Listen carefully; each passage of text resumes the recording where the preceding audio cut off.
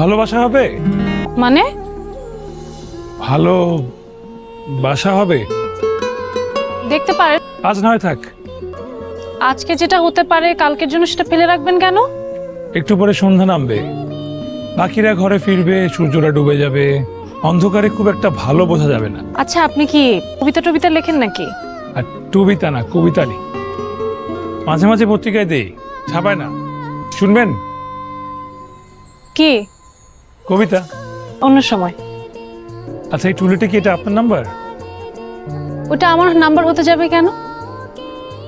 না, আপনি বাড়িওয়ালা না? কারেন্ট আছে? আছে। পানি আছে? আছে। কালকে সকাল সকাল তাহলে দেখা হচ্ছে। তাহলে ওয়ালাইকুম আসসালাম। কাকে চাচ্ছিলেন? যা তো দ্রুত চাবিটা নিয়ে। কার সাথে কথা বললেন? আমি তো এই যে দেখলেন, গতকাল বললাম আজ সকাল সকাল চলে আসলাম। কিরে, উনি আজকে আসবেন এরকম কোনো কিছু গতকালকে তোকে বলে গেছিলেন? জি। তো তুই আমাকে বললি না কেন? ঠিক আছে, আপনি উপরে যান, আমি বাজার থেকে ফিরে বাকি আলাপ করছি। চলেন। আচ্ছা, আপনি তো বাসাটাই দেখলেন না, না জেনে শুনে এভাবে একেবারে চলে এলেন। গতকালকে তো আপনার সাথে বাসা ভাড়া নিয়ে কোনো কথাই হলো না। গতকাল হানিতে কি হয়েছে? আজকে হবে। ভাড়া কত, এখানকার নিয়ম কানুন কি, কোনো কিছুই তো আপনি জানেন না। সবকিছু জেনে নেব। আজকে জানবো, আজকে না হলে আগামীকাল জানবো। আচ্ছা, আপনার ফ্যামিলি মেম্বার কতজন? একজন। একজন তো ভাড়া হবে না। এখন একজন, কদিন পর দুজন। কয়দিন পর দুজন মানে? যতদিন না বিয়ে হচ্ছে। আপনি শুধু শুধু এত কষ্ট করছেন। আমার ধারণা মামা আপনাকে বাসা ভাড়া দিবে না। আপনি ভাড়া অন্যান্য সবকিছু সম্পর্কে মামার সাথে স্পষ্ট কথা বলে নেন। ভাড়া প্রতি মাসে 8,000, 3 মাসের অ্যাডভান্স। 3 মাসে না, আমি আপনাকে একসাথে 6 মাস অ্যাডভান্স দিয়ে দিই। আপনি প্লিজ আমাকে তুমি করে বলবেন। কোথায় চাকরি করছেন? আপনি কিন্তু আমাকে আবার আপনি করে বলছেন। মুহূর্তে কোথাও করছি না।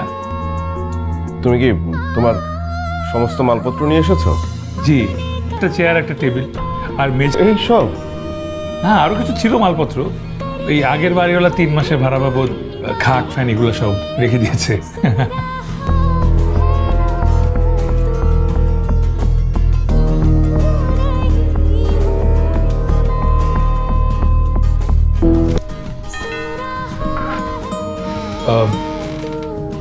বাসায় কেউ নেই? আপনার কাকে লাগবে বলেন? একটা হাতুড়িকে দরকার। আপনার কি মনে হয় এই বাসায় কেউ রাজমিস্ত্রি বা কাঠমিস্ত্রির কাজ করে? হাতুড়ি কেন লাগবে? মানে মা, এই কাজ করা যাবে না। তাহলে মশারি টানাবো কিভাবে? আর দেয়ালে কাপড় ঝুলাবো কিভাবে? দেয়ালে টাঙানোর জন্য আঠা দিয়ে একটা হ্যাঙ্গার পাওয়া যায়, সেটা কিনে নেবেন। ওটা ব্যবহার করে দেখতে পারেন, তার কাটা থেকে ভালো হবে। ভালো বুদ্ধি দিচ্ছে। যদিও মেয়েদের এত বুদ্ধি থাকে কিন্তু ভালো। বুদ্ধিমানরা ঠকে যায় আর বোকারা সুখী হয়। ভাই কি ইন্টারভিউ দিতে আসছো? না, আমি নিতে আসি। কার ইন্টারভিউ নেবেন? ওই যে যারা আমাদের ইন্টারভিউ নেয় সবসময়। তাহলে তো আপনার চাকরি হবে না। এমনি কোথায় হচ্ছে? এমনি হবে না, অমনি হবে না। যদি অপমান করে? আরে ভাই, যুদ্ধের ময়দানে যাচ্ছে, প্রমাণ অপদস্থ করবেন, এটা হতেই পারে না।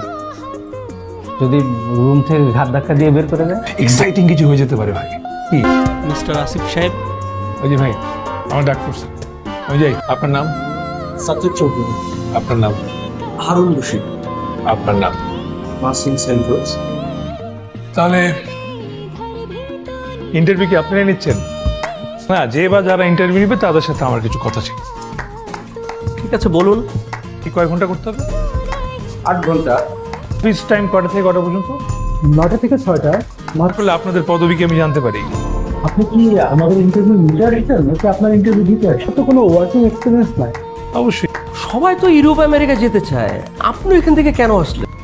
যেমন ধরেন, আমার পছন্দ ইলিশ মাছ, আর ওদের পছন্দ স্যালমন ফিশ। আমাদের দেশের মা বোনেরা অন্যায় পরে 3.5 হাত 4 হাত লম্বা, আর ওখানকার দেশে মেয়েরা কাপড়ের ভাবে স্কার্ট পরে। ওরা নাকি কথা বলে না, কথা বললেই লস, সারাক্ষণ শুধু লাভ লসের হিসাব করছে। আর এখানে দেখেন, সব কিছু এক আড্ডাতেই সমাধান। অফিসের আড্ডা অফিসের সমাধান, বন্ধুদের আড্ডায় ব্যক্তিগত ব্যক্তিত্বের সমাধান।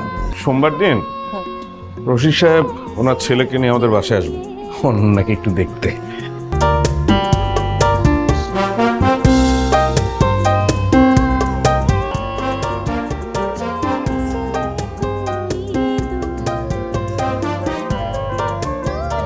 আমি একটা মেয়ের খোঁজ খবর নিতে আসছি আর কি। আপনি কি মুজাম্মেল সাহেবকে চেনেন? হ্যাঁ চিনি তো, ওনার একটা ভাগ্নি আছে। এই সুন্দরী মেয়েটার খোঁজে নিতে চাচ্ছিলাম আমি। তবে ওই যে একটা লোক গেল না এখানে, উনি হয়তো বলতে পারবেন। তাই? আসসালামু আলাইকুম। ওয়ালাইকুম আসসালাম। মুজাম্মেল সাহেবের বাড়ির ভাড়াটিয়া তো আপনি, তাই না? মোজাম্মেল সাহেব আমার আঙ্কেল। অনন্যা। আচ্ছা, মেয়েটা কেমন? ভালো, খুব ভালো। শুনছ, হ্যাঁ আজকে যে রশিদ সাহেব আর তার ছেলের আসার কথা ছিল ওটা ক্যান্সেল। ওরা নাকি অনন্যাকে নিয়ে কি সব কথা শুনেছে। মানে কোন নাকি ছেলে ওদেরকে ফোন করে বলেছে অনন্যার সাথে ওর সম্পর্ক আছে। এরকম কিছু হলে অনন্যা আমাকে বলতো। আর তারপর তুমি একটু অনন্যাকে জিজ্ঞেস করে দেখো। হ্যাঁ, সেটা করব। আপা দুলাভাই যদি কি মনে করবে, বিচ্ছিরি একটা বিষয় হলো। কোথায় যাচ্ছ? আমি সব শুনেছি। কে এবং কেন আমার নাম এরকম মিথ্যাচার করছে সেটার খোঁজ নিতে যাচ্ছি। আপনি আমার সম্পর্কে কাউকে কিছু বলেছেন? আপনার সম্পর্কে তো আমি কিছু জানি না। আমি গতকালকে দেখেছি গেটের সামনে আপনি একটা লোকের সাথে কথা বলছিলেন এবং স্পষ্ট আমি আমার নামটা শুনতে পেয়েছি। কে আমার নামটা নিয়েছে, কেন নিয়েছে সেটা বলুন। ও হ্যাঁ হ্যাঁ, আমি বললাম যে মজা করে কথা বলি। আপনাকে এসব কথা বলতে কে বলেছে? আপনি আপনার সাথে কবে মজা করে কথা বললাম? শুনুন, এই বাসায় রাত 11টার পর গেট বন্ধ। রাত করে মামা হঠাৎ করে অনেক অসুস্থ হয়ে গেছে, হসপিটাল। সমস্যা নেই, আমি আমার পরিচিত ডাক্তার আছে একজন, ওই ফোন দিলেই চলে আসবে। আপনি কিছু মনে না করলে আমার সাথে একটু নিচে যাবেন? ঠিক আছে, আমি ঠিকানা এসএমএস করে দিচ্ছি, উনি চলে আসলেই হবে। আমি ভীষণ নার্ভাস ফিল করছি। আসলে এরকম সিচুয়েশন আগে কখনো ফেস করিনি তো। একটা মানুষ অসুস্থ হতেই পারে, আপনি নার্ভাস হচ্ছেন কেন? নার্ভাস আর কিছু নেই। আপনি প্লিজ যাবেন না, হ্যাঁ? কিছুক্ষণ থাকেন। শিওর। টেনশনটা একটু বেশি করে ফেলেছেন। ভয়ের কোনো কারণ নেই, আপনার তেমন কিছু হয়নি। ইনজেকশন দিয়ে দিয়েছি, ইনশাল্লাহ ঠিক হয়ে যাবে। এটাতে কি? খুব সামান্য একটু সম্মানী। আপনি তো আসিফের মামি। আসিফের মামি মানে তো আমারও মামি। এখন মামা মামির কাছ থেকে যদি টাকা নেই তাহলে ভাগ্যের সমান থাকবে। কার্ডটা রাখুন। এরপর যে কোনো সময় যে কোনো সমস্যায় আমাকে কল করবেন, চলে আসবো। তুই কতদিন আছিস? আছি, বেশি দিন নাই। হ্যাঁ, অবাকে করাটাও মজার, ওটাও মজা। আসসালামু আলাইকুম। ওয়ালাইকুম আসসালাম। তোমার মার কাছে শুনলাম তুমি নাকি টাকা পয়সা, চেক বই, ক্রেডিট কার্ড, এটিএম কার্ড কিছুই নাওনি। দ্রুত ফিরে আসো। কেমন লাগছে? হ্যালো। তুমি নাকি অফিসিয়ালি যাদেরকে চাকরি থেকে ছাঁটাই করা হয়েছে তাদের ফাইলগুলো আবার বিবেচনা করতে বলেছো? জি, আমার কাছে মনে হয় কি বাবা, এই প্রাইভেট কোম্পানিগুলোতে কারো বয়স যখন 50-এর কাছাকাছি চলে আসে তখন তাকে ছাঁটাই করার একটা প্রক্রিয়া শুরু হয়েছে। আর এই প্রকৃতিতে তাদের ছাঁটাই করা হচ্ছে, অথচ পেছনে ফিরে দেখলে ওনাদের পরিশ্রমের কারণেই কোম্পানিগুলো আজকে এই পর্যন্ত আসছে।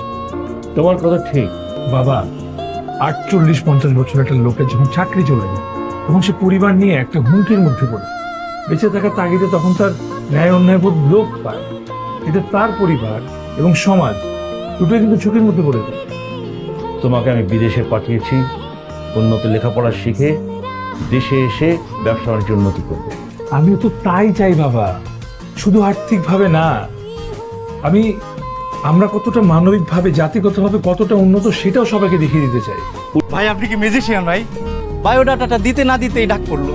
ইন্টারভিউ দিতে গেলাম, কিসের ইন্টারভিউ, সাথে সাথে জয়েনিং লেটার ধরায় দিল। বেতন যা ধরছে মাশাআল্লাহ। এখন মনোযোগ দিয়ে কাজটা করেন, যান। বলতে হবে না, দেয়াল টপকে ঢুকছে। আচ্ছা, ছেলে কিন্তু বেকার। জানি, বেশি দিন বেকার থাকবে বলে মনে হচ্ছে না আমার। কি রহস্য? ওই যে ডাক্তার বন্ধুটা বললো না, এবার কতদিন থাকবি, এটার মানে হতে পারে এ বাসায় আর কতদিন থাকবি। দরজার আড়াল থেকে কথা শুনে শুনে অনেক দূরে এগিয়ে গেছো। যাও, ঘুমাতে যাও। আপনাকে কালকে গেট কে খুলে দিয়েছে? কেউ না, দেয়াল টপকে ঢুকেছি। আপনার মতো এরকম একজন লোক রাত বিরাতে একটা ভদ্রলোকের বাড়িতে দেয়াল টপকে ঢুকছে। রাত 11টার পরে এই বাড়িতে ঢোকা নিষেধ, আপনি কি জানেন না? এরকম আর কখনো হবে না। প্লিজ এইভাবে আমাকে উকিলদের মতো জেরা করবেন। আর শুনেন, এখন থেকে আর ওই রাত করে ফেরার টেনশন করতে হবে না। মা আমাকে জানিয়ে দিন, আমি চলে যাচ্ছি। আপনাদেরকে অনেক বিরক্ত করেছি, নিজের সন্তানের মতো করেই মাফ করে দেবেন প্লিজ। এটা রাখবেন, ওটিকে অল্প সময় আমাকে অনেক আপন করে নিয়েছে। আপনাদের কথা আমার মনে থাকবে। তুমি কি জানো, তুমি রাতে বাসায় না ফেরা পর্যন্ত অনন্যা জেগে থাকতো। জানি জানি বলেই রাতে আরো লেট করে ফিরতাম, সকালে ছাড়ি শোনার লোভে। যা সিদ্ধান্ত নেবার একটু দ্রুত। শুনুন, এটা একটু আমাকে কষ্ট করে গেটে ঝুলিয়ে দিতে পারবেন?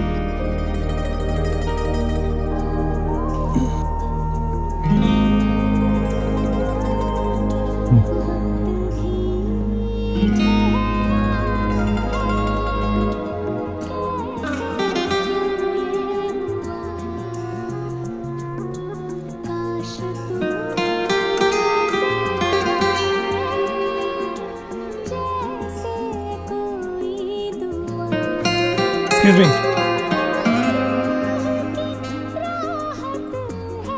ভালোবাসা হবে? ভালোবাসাও হবে, ভালো ভাষাও হবে।